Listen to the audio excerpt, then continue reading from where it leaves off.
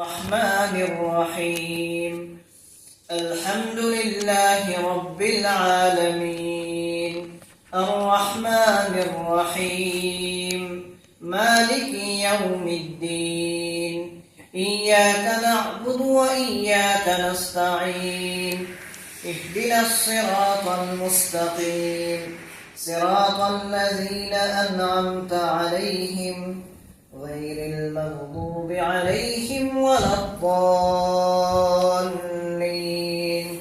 آمين صدق الله مولانا العظيم وصدق رسوله النبي الكريم ونحن على ذلك لمن الشاهدين والشاكرين والحمد لله رب العالمين আমরা আন্তরিকতার সাথে দরুদ শরীফ পড়ি اللهم صل على محمد وعلى آل محمد كما صليت على إبراهيم وعلى آل إبراهيم إنك حميد مجيد اللهم بارك على محمد وعلى آل محمد كما باركت على إبراهيم وعلى آل إبراهيم إنك حميد مجيد أستغفر الله إن الله غفور رحيم أستغفر الله إن الله غفور رحيم أستغفر الله إن الله غفور رحيم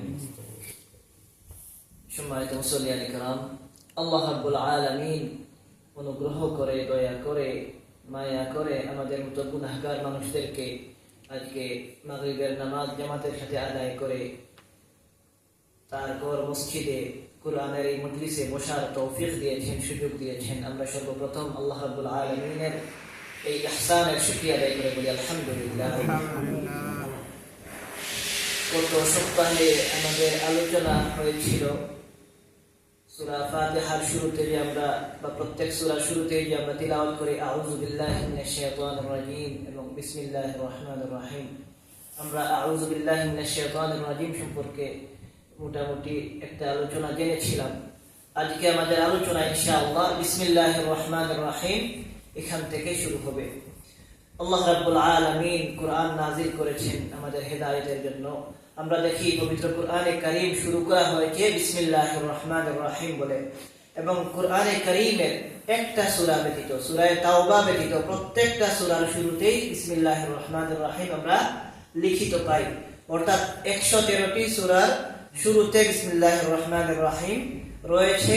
আর কোরআনে কারীমের একটা সূরা হচ্ছে সূরা নামাল। সূরা নামালের মধ্যখানে এই বিসমিল্লাহির রহমানির রহিম একটা আয়াত হিসেবে আল্লাহ রাব্বুল আলামিন নাযিল করেছেন। তো এই বিষয়ে ইনশাআল্লাহ বিসমিল্লাহির রহমানির রহিম কোরআনে কারীমের আয়াত কিনা না, এই বিষয়ে মাসলা মাসাইল ইনশাআল্লাহ আমরা আগামী সপ্তাহে আলোচনা করব সামনে। আমরা বিসমিল্লাহির রহমানির রহিমের ফজিলত, এর গুরুত্ব, এই বিষয়টা একটু আমরা জেনে আমাদের আলোচনা শুরু করি। আমরা দেখি যে ঈমানের পরে সবচেয়ে গুরুত্বপূর্ণ যে আমল এটা হচ্ছে নামাজ। আর নামাজ আমরা শুরু করি সূরা ফাতিহার মাধ্যমে। আর সূরা ফাতিহার শুরুতে আমরা বিসমিল্লাহির রহমানির রহিম তিলাওয়াত করে থাকি, পড়ে থাকি। যদিও আমরা যারা ফিকহে হানাফির অনুসরণ করি, হানাফি মাযহাবে বিসমিল্লাহির রহমানির রহিম সূরা ফাতিহার শুরুতে নামাজে পড়া ফরজ বা ওয়াজিব নয়, এটা সুন্নত, কিন্তু এরপর এটা আমরা পড়ে থাকি এবং অন্যান্য মাযহাবেও গুরুত্ব সহকারে এটা তেলাওয়াত করা হয়। এবং মসজিদ হচ্ছে আল্লাহর ঘর। আমরা এই আল্লাহর ঘরে যখন প্রবেশ করি তো মসজিদে প্রবেশ করার একটা আদাব রয়েছে। রাসূলুল্লাহ সাল্লাল্লাহু আলাইহি ওয়াসাল্লাম আমাদেরকে শিক্ষা দিয়েছেন কিভাবে মসজিদে প্রবেশ করতে হবে, কিভাবে তারপর আল্লাহর ঘর মসজিদ থেকে বের হতে হবে। এক্ষেত্রে আমরা দেখি রাসূলুল্লাহ সাল্লাল্লাহু আলাইহি ওয়াসাল্লাম যখন মসজিদে প্রবেশ করতেন এবং বের হতেন তখন তিনি বিসমিল্লাহ পাঠ করতেন, বিসমিল্লাহ পড়তেন এবং নিজের উপর দুরূদ ও সালাম পাঠ করতেন। আমরা তো শুধুমাত্র মনে করি মসজিদে প্রবেশের দোয়া আল্লাহুম্মা ফতাহলি আবওয়াব রাহমাতিকা এটা পড়ি, কিন্তু রাসূলুল্লাহ সাল্লাল্লাহু আলাইহি ওয়াসাল্লাম এইভাবে পড়তেন বিসমিল্লাহি ওয়াস সালাতু ওয়াস সালামু আলা রাসূলিল্লাহ আল্লাহুম্মা ফতাহলি আবওয়াব রাহমাতিক। একইভাবে যখন তিনি বের হতেন, হাদিসের মধ্যে সেটি ইবনে মাজাহ শরীফের হাদিসে পাওয়া যায়, রাসূলুল্লাহ সাল্লাল্লাহু আলাইহি ওয়াসাল্লাম যখন মসজিদ থেকে বের হতেন তখন এইভাবে বলতেন বিসমিল্লাহি ওয়াস সালাতু ওয়াস সালামু আলা রাসূলিল্লাহ আল্লাহুম্মা ইন্নী আসআলুকা মিন ফাদলিক। তো আমরা এখান থেকে বুঝতে পারি যে বিসমিল্লাহির রহমানির রহিম বা বিসমিল্লাহ বা আল্লাহ তাআলার নামের গুরুত্ব অনেক বেশি। যে আমরা নামাজ শুরু করি বিসমিল্লাহর মাধ্যমে, আমরা আল্লাহর ঘর মসজিদে প্রবেশ করতে বিসমিল্লাহ করি, মসজিদ থেকে বের হতেও বিসমিল্লাহ করি। এবং আমরা মানুষ হিসাবে বেঁচে থাকার জন্য আমাদের ঘুমানোর প্রয়োজন হয়, খাবারের প্রয়োজন হয়। রাসূলুল্লাহ সাল্লাল্লাহু আলাইহি ওয়াসাল্লাম আমাদেরকে বলেছেন, সহিহ মুসলিমের হাদিস, আল্লাহ রাসূল সাল্লাল্লাহু আলাইহি ওয়াসাল্লাম বলেন যে ইন্না শাইতানা ইস্তাহিল্লু আত-তাআমা আল্লা ইউযকারা ইসমুল্লাহি আলাইহি। ইন্না শাইতানা ইস্তাহিল্লু আত-তাআমা আল্লা ইউযকারা ইসমুল্লাহি আলাইহি। যে খাদ্যের মধ্যে বিসমিল্লাহ করা হয় না, সেই খাবারের মধ্যে শয়তান অংশগ্রহণ করে থাকে। চিন্তা করে দেখেন, আমরা যে খাবার খাই, এই খাবারের শুরুতে যদি আমরা বিসমিল্লাহ না করি, বিসমিল্লাহ তেলাওয়াত না করি, পাঠ না করি, এই খাবারের মধ্যে শয়তান শরীক হয়ে যায়। অন্য হাদিসের মধ্যে এসেছে, একবার রাসূলুল্লাহ সাল্লাল্লাহু আলাইহি ওয়াসাল্লাম সাহাবায়ে কেরামকে নিয়ে বসে এক মজলিসের মধ্যে খাওয়া দাওয়া করছিলেন। এর মধ্যে এক সাহাবী, তিনি বিসমিল্লাহ না পড়ে খাবার শুরু করে দিয়েছিলেন। এরপরে যখন তার খাবারের মধ্যখানে স্মরণ হয়ে যায় তিনি বিসমিল্লাহ পাঠ করেন নাই, তিনি, আমরা জানি যে খাবারের শুরুতে যদি বিসমিল্লাহ না পড়া হয়, ভুলে গেলে মধ্যখানে বিসমিল্লাহি আউয়ালিহি, বিসমিল্লাহি আউয়ালাহু ওয়া আখিরাহি দোয়া পড়া হয়। এই দোয়া যখন তিনি পাঠ করলেন, রাসূলুল্লাহ সাল্লাল্লাহু আলাইহি ওয়াসাল্লাম হাসতে লাগলেন এবং বললেন যে বিসমিল্লাহ পড়ার আগে, বিসমিল্লাহ না পড়ার কারণে, পাঠ না করার কারণে শয়তান কি হয়েছিল, খাবারে শরীক হয়ে গিয়েছিল। কিন্তু পরবর্তীতে বিসমিল্লাহ পাঠ করার কারণে শয়তান সবগুলা বমি করে বের করে দিতে বাধ্য হয়েছে। বিসমিল্লাহর গুরুত্ব এত বেশি। অন্য হাদিসের মধ্যে এসেছে, হযরত আয়েশা রাদিয়াল্লাহু তাআলা আনহা বলেন, একবার রাসূলুল্লাহ সাল্লাল্লাহু আলাইহি ওয়াসাল্লাম তার সাহাবায়ে কেরামদেরকে নিয়ে খাবার খাচ্ছিলেন। এমত অবস্থায় একজন বেদুইন, একজন গ্রাম্য মানুষ আসলেন এবং এই খাবারের মধ্যে শরীক হয়ে গেলেন এবং অন্যরা অল্প অল্প করে খাচ্ছিলেন। ওই ব্যক্তি কিছু না বলেই একসাথে বড় 2 লুকমা নিলেন এবং সব খাবার শেষ করে ফেললেন। 2 লুকমায় সমস্ত খাবার শেষ হয়ে গেল। রাসূলুল্লাহ সাল্লাল্লাহু আলাইহি ওয়াসাল্লাম বললেন যে ওই ব্যক্তি যদি বিসমিল্লাহ বলতেন, তবে এই যে খাবারটা তিনি 2 লুকমায় শেষ করে ফেলেছেন, এটা সবার জন্য যথেষ্ট হয়ে যেত, আল্লাহ তাআলা বারাকাত দিতেন।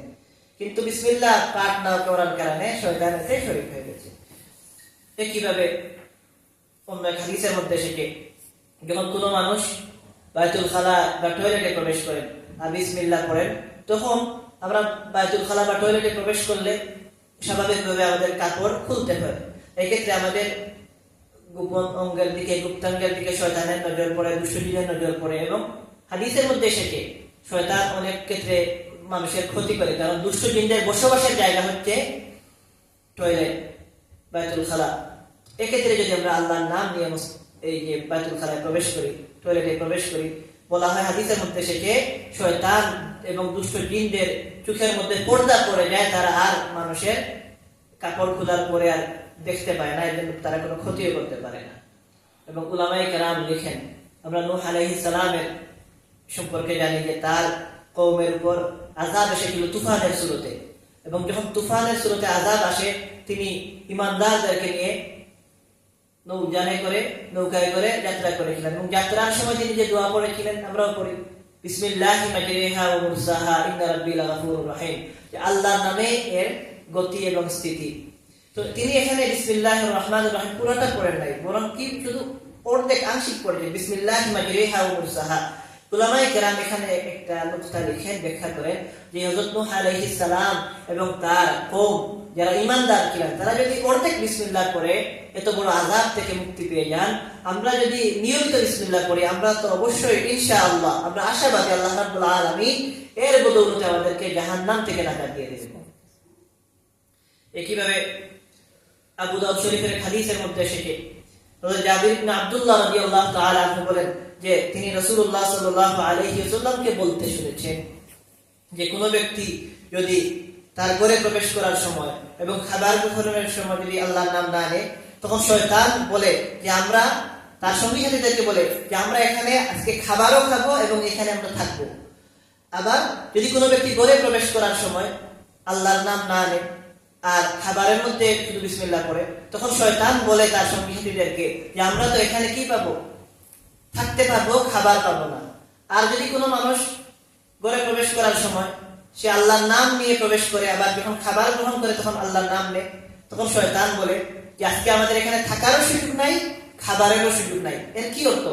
অর্থাৎ আমরা যখন ঘরে প্রবেশ করার সময় বিসমিল্লাহির রহমানির রহিম বলে ঘরে প্রবেশ করব, তখন এই ঘরে আর শয়তান বসবাস করতে পারবে না, কারণ আল্লাহর নাম নেওয়ার কারণে শয়তানের বসবাসের সুযোগ শেষ হয়ে যাবে। একইভাবে আমরা যখন খাবার খাবো, তখন যদি বিসমিল্লাহ বলি তখন এই খাবারে আর শয়তান অংশগ্রহণ করতে পারে না।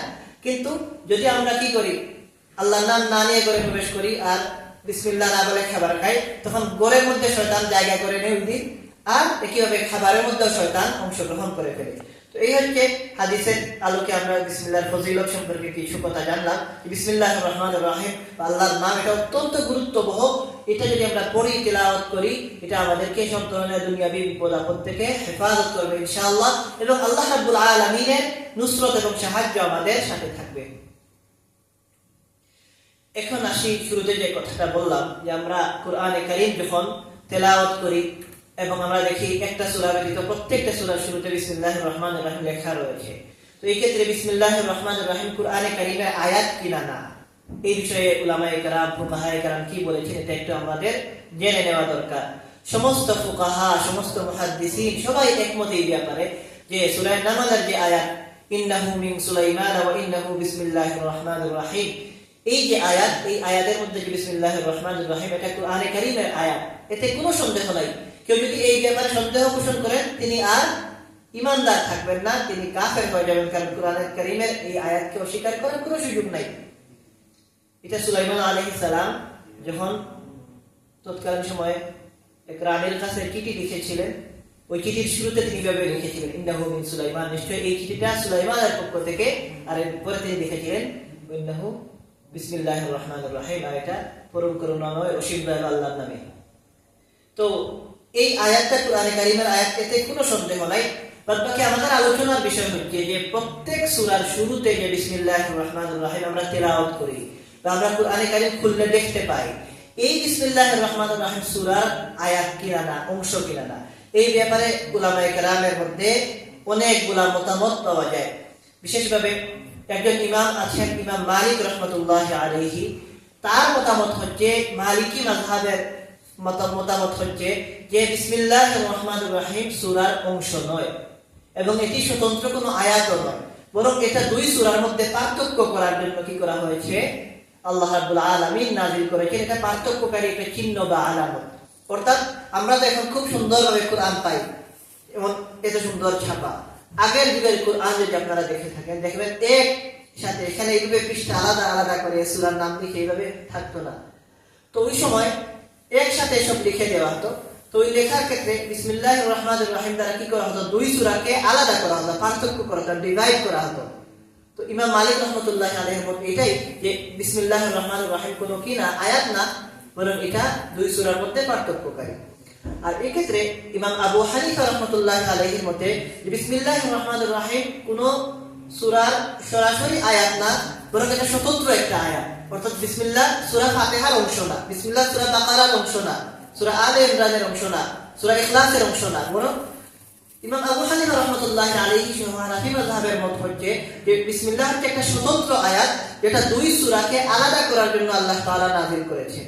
আর এজন্যই মুসহাফে উসমানী হযরত ওসমান রাদিয়াল্লাহু তাআলা যে কুরআন সংকলন করেছেন, এখানে আমরা বিসমিল্লাহ দেখতে পাই প্রত্যেক সূরার মধ্যে, তবে এটা আলাদাভাবে লেখা হয়। আমরা যে আমাদের কোরআনের মধ্যে দেখি সূরার আয়াতগুলো যেভাবে লেখা হয় বিসমিল্লাহ ওইভাবে লেখা হয়, একটু অন্যরকম লেখা হয়, আমরা তো দেখি এটা। এই জন্য লেখা হয় যাতে করে এটা বুঝে আসে আমাদের যে বিসমিল্লাহ কি না, এই সূরার আয়াত না, তবে এটা একটা স্বতন্ত্র আয়াত। এই জন্য আমরা যে হানাফি মাযহাব অনুযায়ী নামাজ পড়ি, আমাদের নামাজের মধ্যে বিসমিল্লাহির রহমানির রহিম আস্তে পড়ার কথা। ইমাম সাহেব যখন জোরে তেলাওয়াত করেন তখন বিসমিল্লাহ জোরে পড়েন না, কেননা যাতে করে এই ধারণা না হয় যে বিসমিল্লাহ সূরা ফাতিহার অংশ। আস্তে এই জন্য পড়া হয় যাতে করে এটা কি সূরা ফাতিহার অংশ, এই ধরনের একটা ধারণা না আসে। এবং এই ব্যাপারে হাদিসের মধ্যে পাওয়া যায়, সহিহ বুখারী, সহিহ মুসলিমের মধ্যে সেটি হযরত আনাস রাদিয়াল্লাহু তাআলা আনহু বলেন যে সাল্লাইতু খালফান নবী সাল্লাল্লাহু আলাইহি ওয়াসাল্লাম ওয়া আবী বকর ওয়া উমর ওয়া উসমান ফালাম আসমা আহাদান মিনহুম ইয়াজহারু বিসমিল্লাহির রহমানির রহিম। হযরত আনাস রাদিয়াল্লাহু তাআলা আনহু বলেন, আমি আল্লাহর রাসূল সাল্লাল্লাহু আলাইহি ওয়াসাল্লামের পিছনে নামাজ পড়েছি, হযরত আবু বকর, হযরত উমর, হযরত উসমান রাদিয়াল্লাহু তাআলা আনহুমের পিছনে নামাজ পড়েছি, আর আমি দেখেছি তারা কেউ উচ্চস্বরে বিসমিল্লাহ তেলাওয়াত করেন নাই নামাজের মধ্যে। তবে আগের মাযহাব ইমাম মালিক রাহমাতুল্লাহি আলাইহির মাযহাবের সাথে হানাফি মাযহাবের একটা সূক্ষ্ম পার্থক্য হচ্ছে, হানাফি মাযহাবের মত হচ্ছে বিসমিল্লাহ একটা স্বতন্ত্র আয়াত। এইজন্য রমজান মাসে যখন আমরা খতমে কোরআন তারাবির মধ্যে পড়ি। এক্ষেত্রে হানাফি মাযহাবের মত হচ্ছে পুরা রমজানের মধ্যে অন্তত একদিন, কমপক্ষে একদিন বিসমিল্লাহির রহমানির রহিম যে কোনো সূরার শুরুতে জুড়ে পড়া উচিত। তখন কি হবে, খতমটা পরিপূর্ণ হয়ে যাবে, কারণ এটা একটা স্বতন্ত্র আয়াত, কোনো সূরার অংশ না, কিন্তু স্বতন্ত্র আয়াত। এখন যদি প্রত্যেক দিন কি করা হয়, বিসমিল্লাহির রহমানির রহিম একবারে নিচু আওয়াজে বা জুড়ে না করে আস্তে পড়া হয়, আর এইভাবে খতম দিয়ে দেওয়া হয়, তখন এই আয়াতের স্বতন্ত্র একটা আয়াত একবার পড়া না হলে এটা তো মুসল্লিগণ যারা পেছনে আছেন তারা তো শুনতে পাবেন না, এক্ষেত্রে খতম কি হয়ে যাবে, সম্পূর্ণ হয়ে যাবে। এই জন্য হানাফি মাযহাবের মত হচ্ছে যে এটা স্বতন্ত্র আয়াত, রমজান মাসে তারাবির ক্ষেত্রে এটা কি করতে হবে, অন্তত একবার জুড়ে পড়তে হবে। আর ইমাম শাফিঈ রাহমাতুল্লাহি আলাইহি আরেকজন বড় ইমাম, প্রসিদ্ধ ইমাম, তার মত হচ্ছে যে বিসমিল্লাহির রহমানির রহিম সূরা তাওবা ব্যতীত প্রত্যেকটা সূরার অংশ। তাদের মত অনুযায়ী সূরা ফাতিহার আয়াত শুরু হবে কোথা থেকে, আলহামদুলিল্লাহি রাব্বিল আলামিন থেকে না, তাদের মত প্রথম আয়াত হচ্ছে বিসমিল্লাহির রহমানির রহিম। এইভাবে তাদের মতামত হচ্ছে যে কুরআনে কারীমের 113 সূরার প্রত্যেকটারই অংশ হচ্ছে বিসমিল্লাহির রহমানির রহিম। আর আরেক ইমাম, ইমাম আহমদ ইবনে হাম্বল রাহমাতুল্লাহি আলাইহি, তার এই ক্ষেত্রে তিনটা মতামত পাওয়া যায়। একটা মত ইমাম মালিক রাহমাতুল্লাহি আলাইহির সাথে, একটা ইমাম আবু হানিফা রাহমাতুল্লাহি আলাইহির সাথে, একটা ইমাম শাফিঈ রাহমাতুল্লাহি আলাইহির সাথে। এবং সার্বিকভাবে তিন মতামতের মধ্য থেকে তার সবচেয়ে শক্তিশালী মতামত হচ্ছে আবু হানিফা রাহমাতুল্লাহি আলাইহির মতামতের মতো, বিসমিল্লাহ কোন সূরার সরাসরি আয়াত না, তবে এটা একটা স্বতন্ত্র আয়াত। সম্মানিত মুসল্লিয়ানে কেরাম, এই হচ্ছে মাসাইল। আমরা জানলাম বিসমিল্লাহ সম্পর্কে, আসলে বিসমিল্লাহ কোরআনের আয়াত কিনা না, বা প্রত্যেক সূরার অংশ কিনা না। এখন আমরা আমাদের আলোচনা সামনে নিয়ে যাই যে বিসমিল্লাহির রহমানির রহিম বলে আমাদেরকে কেন নির্দেশ দেওয়া হলো কুরআন শরীফ তিলাওয়াত শুরু করতে, এবং প্রত্যেকটা কাজে কেন বলা হলো আমরা বিসমিল্লাহির রহমানির রহিম যেন তিলাওয়াত করি, কারণ কি? এই কারণ সম্পর্কে উলামায়ে কেরাম লিখেন যে জাহেলি যুগে, মূর্খতার যুগে, ইসলাম আসার আগে মানুষ যখন কোনো কাজ করত তখন তারা তাদের প্রত্যেকটা কাজ তাদের দেবতার নামে শুরু করত। এখনো করে, এখন যারা মূর্তি পূজারী তারাও তাদের কাজ দেবতার নামে শুরু করে। এই ঘৃণ্য প্রথা রহিত করার জন্য আল্লাহ রাব্বুল আলামিন যখন কুরআন নাযিল করেন, এটা আমাদের আলোচনায় গেছে গত সপ্তাহের আগের সপ্তাহে, যে যখন আল্লাহ তাআলা প্রথম আয়াত নাযিল করেন ইকরা বিসমি রাব্বিকাল্লাযী খালাক, সূরা আলাকের প্রথম 5 আয়াত নাযিল হয়, ওই সময় আল্লাহ তাআলা আউযু বিল্লাহি মিনাশ শাইতানির রাজীম এবং বিসমিল্লাহির রহমানির রহিম নাযিল করেছিলেন, যাতে করে এই ঘৃণ্য প্রথা যে মানুষ যে দেবদেবীর নামে নিজের কাজ শুরু করে, এটা থেকে মানুষ বের হয়ে আসে এবং পরম করুণাময় অসীম দয়ালু আল্লাহ রাব্বুল আলামিনের নামে কি করে নিজেদের কাজকে, নিজেদের আমলকে শুরু করতে পারে। এবং বিসমিল্লাহ বলার একটা রহস্য, একটা আমরা দেখি উলামায়ে কেরাম লিখেন যে মূলত প্রত্যেকটা কাজে বিসমিল্লাহর দ্বারা, বিসমিল্লাহ পড়ার দ্বারা, বিসমিল্লাহ বলার দ্বারা আমরা মূলত আমাদের আল্লাহ তাআলার প্রতি আনুগত্যের স্বীকারোক্তি দেই। আমরা স্বীকার করি প্রত্যেকটা কাজে। আমরা যখন ধরেন, আমি যখন কোনো আমার দরজা খুলবো ঘরের অথবা দোকানের দরজা খুলবো, আর আমি যখন বিসমিল্লাহির রহমানির রহিম পাঠ করবো, তিলাওয়াত করবো, এর অর্থ আমি মুখে বলি না বলি, মন থেকে আমরা বিশ্বাস করি যে আমার প্রত্যেকটা কাজ আল্লাহর জন্য, আমি আল্লাহ তাআলার উপর নির্ভরশীল, আল্লাহ তাআলা আমাকে সাহায্য করলে আমার দ্বারা চলা সম্ভব। এই বিষয়টা আমরা বিসমিল্লাহ বলার দ্বারা স্বীকার করি। এটা হচ্ছে একটা নুকতার একটা রহস্য। এবং আরেকটা হচ্ছে এখানে ইখলাসেরও একটা আমল হয়ে যাচ্ছে। ইখলাস কি? ইখলাস হচ্ছে আল্লাহর জন্য প্রত্যেকটা কাজ করা। ইখলাসের কি অর্থ? যে কাজটা আমরা করবো এটা আল্লাহর জন্য করবো। আমি যখন বিসমিল্লাহির রহমানির রহিম বলে কাজ শুরু করব, এর অর্থ আমার কাজটা আল্লাহর জন্য হচ্ছে, নতুবা আমি আল্লাহর নাম তো নেওয়ার দরকার নাই। আল্লাহ তাআলার নাম নিয়ে যখন আমি কাজ শুরু করব, তিলাওয়াত শুরু করব, এর অর্থই হচ্ছে আমি স্বীকার করছি যে আমার এই কাজটা আল্লাহ রাব্বুল আলামিনের সন্তুষ্টির জন্য, আল্লাহ তাআলার হুকুম মেনে আমি করছি। এই জন্য এই হাদিসের মধ্যে পাওয়া যায়, অনেক হাদিস এই বিষয়ে পাওয়া যায়। এক হাদিসে এসেছে রাসূলুল্লাহ সাল্লাল্লাহু আলাইহি ওয়াসাল্লাম বলেন, কুল্লু আমরিন যিবালিন লাম ইবদা বিসমিল্লাহি ফাহুয়া আখতাউ, যে প্রত্যেক গুরুত্বপূর্ণ কাজ, যে কাজ আল্লাহ তাআলার প্রশংসা দিয়ে শুরু হয় না, বিসমিল্লাহ বলে শুরু হয় না, তা হচ্ছে ফাহুয়া আখতাউ, এই কাজটা হচ্ছে বরকত শূন্য, এই কাজের মধ্যে আর বরকত থাকে না। আল্লাহর পক্ষ থেকে যে বরকত হওয়ার কথা, এটা আর থাকে না যদি বিসমিল্লাহ বলে কাজ শুরু করা না হয়। এই কারণে আমরা পাই রাসূলুল্লাহ সাল্লাল্লাহু আলাইহি ওয়াসাল্লাম আমাদেরকে শিক্ষা দিয়েছেন, আমাদেরকে বলেছেন এটা আমল করতে, যে প্রত্যেক কাজ, চাই সেটা ছোট হোক চাই সেটা বড় হোক, প্রত্যেকটা কাজে যেন আমরা বিসমিল্লাহ বলি। তিনি বলেছেন দরজা যখন বন্ধ করব তখন যেন আমরা বিসমিল্লাহ বলি, আমরা যখন বাতি নিভাবো তখন যেন বিসমিল্লাহ বলি, আমরা যখন কোনো পাত্র ঢাকবো, কোনো কিছু ঢেকে রাখবো তখন যেন বিসমিল্লাহ বলি, আমরা যখন পানি খাবো তখন যেন বিসমিল্লাহ বলি, যখন ওযু করবো তখন যেন বিসমিল্লাহ বলি। এক কথায় প্রত্যেকটা কাজই বিসমিল্লাহ পড়ার কথা এসেছে, এই জন্য যাতে করে আল্লাহ রাব্বুল আলামিনের সাহায্য এতে থাকে এবং আল্লাহ রাব্বুল আলামিন যেন বারাকাত দান করেন এবং আল্লাহ রাব্বুল আলামিনের জন্যই যেন আমাদের এই কাজটা হয়। এবং উলামায়ে কেরাম এখানে বড় চমৎকার কিছু কথা লিখেন যে বিসমিল্লাহ বলার দ্বারা কি ফায়দা হয়। বিসমিল্লাহ বলার দ্বারা ফায়দা হচ্ছে, মানুষ যখন বিসমিল্লাহ বলবে এর দ্বারা অটোমেটিক মানুষ অন্যায় কাজ থেকে সে নিজেকে বাঁচিয়ে রাখতে পারবে। মনে করেন কোন মানুষ সে যখন চুরি করতে যাবে, যখন মিথ্যা বলতে যাবে, এটা আমরা সবাই জানি চুরি করা খারাপ কাজ, এরপরে দুনিয়াতে মানুষ চুরি করে। মিথ্যা বলা খারাপ কাজ, এরপরে মানুষ মিথ্যা বলে। ডাকাতি করা খারাপ কাজ, এরপরে মানুষ ডাকাতি করে। গালি দেওয়া খারাপ কাজ, এরপরে মানুষ গালি দেয়। কিন্তু যদি কেউ আমল বানিয়ে যে প্রত্যেক কাজের শুরুতে বিসমিল্লাহ বলবে, কোন মানুষ চুরি করতে গিয়ে বিসমিল্লাহ তো বলবে না, এটা তাকে কি করবে? কারণ যদি অভ্যাস থাকে যে প্রত্যেক কাজে বিসমিল্লাহ বলা, সে যখন কোনো খারাপ কাজ করতে যাবে আর তার যদি অভ্যাস হয়ে যায় যে প্রত্যেক কাজে সুন্নতের উপর সে যদি আমল করা শুরু করে দেয়, তখন সে কোনো খারাপ কাজ করতে গেলেই তার মাথায় আসবে যে এই কাজের মধ্যে বিসমিল্লাহ পড়া যাবে কি যাবে না। আর এই যে মাথায় তার আসবে, এটা তাকে অনেক খারাপ কাজ থেকে কি করবে? বিরত রাখবে। এটা হচ্ছে সবচেয়ে বড় একটা ফায়দা। দ্বিতীয় হচ্ছে বিসমিল্লাহ বলার দ্বারা আগে যেটা বললাম, এর মধ্যে ইখলাস তৈরি হবে, নিয়ত বিশুদ্ধ হয়ে যাবে। আপনি যখন বিসমিল্লাহ পড়বো কাজের শুরুতে, প্রত্যেক কাজের মধ্যে অটোমেটিক এটা আমার মধ্যে ইখলাস নিয়ে আসবে এবং আল্লাহ তাআলার জন্য কাজটা করছি এটা আমার দ্বারা স্বীকার হয়ে যাবে। সবচেয়ে বড় ফায়দা এটা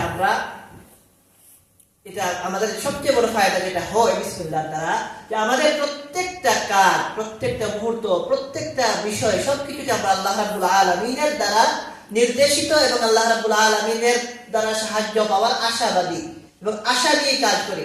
আমাদের এমন কোনো কাজ নাই যে আমরা বলতে পারবো যে এখানে আল্লাহ তাআলার কোনো সাহায্য লাগবে, আমরা করতে পারবো না। আউযুবিল্লাহ, সুযোগ নাই।